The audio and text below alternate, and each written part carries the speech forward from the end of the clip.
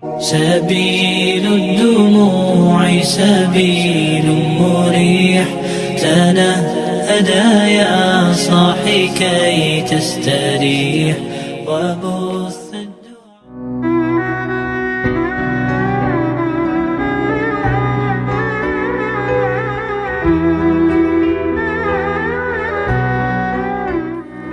Assalamualaikum warahmatullahi wabarakatuh.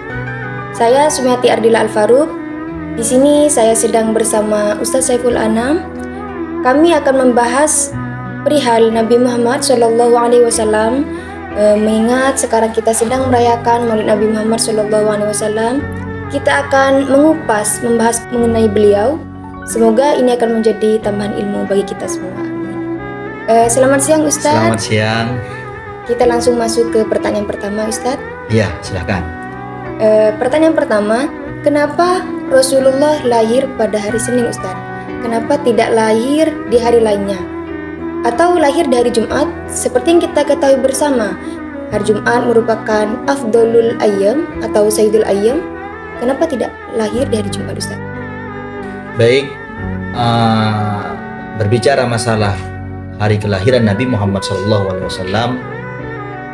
maka tidak lepas dengan hari Senin.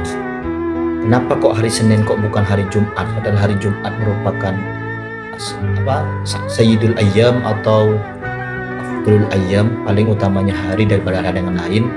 Karena demikian, andai saja Rasulullah SAW ini lahir pada hari Jumat, yang mana hari Jumat dari dulu sudah mendapatkan label bahwa hari Jumat itu adalah paling utamanya hari daripada hari yang lain, nanti akan memberikan pemahaman atau memberikan praduga kepada orang kafir kalau kemuliaan Nabi Muhammad itu ada karena bersama dengan hari Jumat. Tapi Nabi Muhammad dilahirkan pada hari Senin, yang mana hari Senin itu awalnya bukanlah hari yang istimewa, yakni hari biasa saja. Sekarang setelah Nabi Muhammad lahir pada hari Senin itu ini menjadi mulia, bukan karena hari Seninnya, tapi karena di dalamnya ada kelahiran Nabi Muhammad SAW. Seperti itu. Bagaimana? Ya, yang pertama seperti itu, saya secukup ya. Kesimpulannya Ustadz, Nabi Muhammad mulia karena kemuliaannya sendiri. Iya, karena kemuliaan sendiri. Sehingga hari Senin pun menjadi mulia karena Nabi Muhammad. Karena Nabi Muhammad, bukan malah sebaliknya, seperti itu ya. Betul. Baik Ustadz, sekarang beralih ke pertanyaan kedua. Kenapa Ustadz Rasulullah lahir dalam keadaan yatim?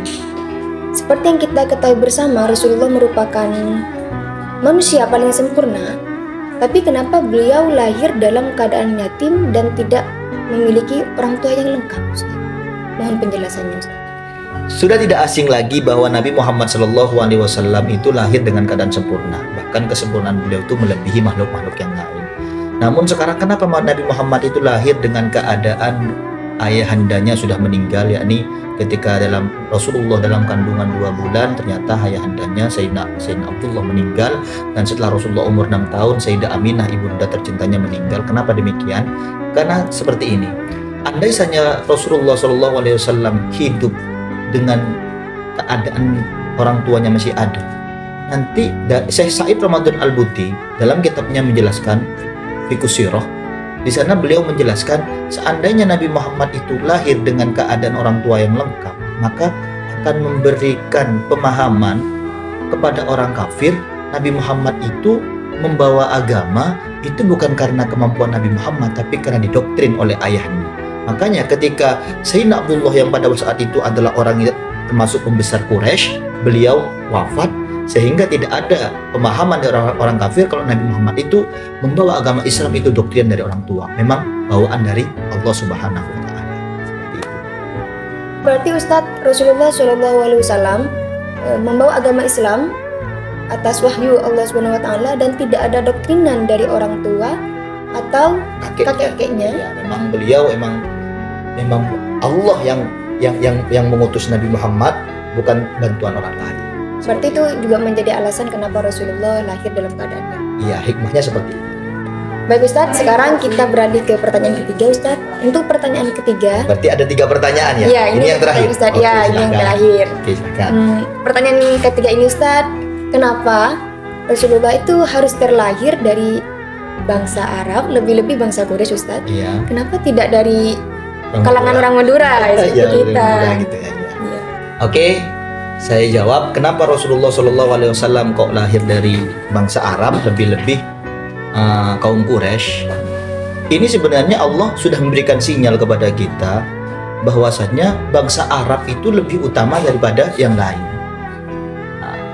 Apalagi bangsa Arab yang dari suku Quraisy. Suku Quraisy itu lebih afdol atau lebih utama daripada bangsa-bangsa yang lain atau suku-suku yang lain, sehingga Rasulullah lahirlah dari bangsa Arab, khususnya dari kaum Quraisy. Bangsa Arab tuh memang lebih afdol daripada Iya, bangsa yang lain. seperti itu. Bangsa Arab lebih afdol daripada yang lain. Saking afdolnya atau bangsa Arab itu lebih utama daripada bangsa-bangsa yang lain, sampai ketika orang dalam berfikih itu ada permasalahan ketika perempuan orang Arab dan si laki-laki yang bukan Arab itu bisa dikatakan tidak sepupu, tidak selevel. Makanya itu ada permasalahan di berfikih seperti itu. Baik, Ustaz. Cukup jawaban dari saya. Bagaimana, memuaskan? Alhamdulillah memuaskan. Semoga yang menonton juga puas dengan jawaban Ustaz Saiful. Terima kasih Ustadz. Sekian Ya. pertanyaan dari saya. Semoga menjadi tambahan ilmu bagi saya dan juga penonton semua. Selamat siang Ustadz. Terima Ya, kasih. Wassalamualaikum warahmatullahi wabarakatuh. Oke, waalaikumsalam warahmatullahi wabarakatuh.